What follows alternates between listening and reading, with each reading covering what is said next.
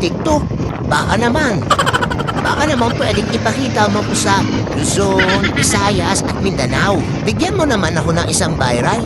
Isa lang naman. Ipakita mo na rin ako sa mga karatig bansa na may mga OFW katulad ng Taiwan, China, South Korea, Japan. Sige na, TikTok. Pumayag ka na. Isa lang naman eh. Sige na, pumayag ka na. Uy, papayag na yan. Papayag na yan. Papayag na yan.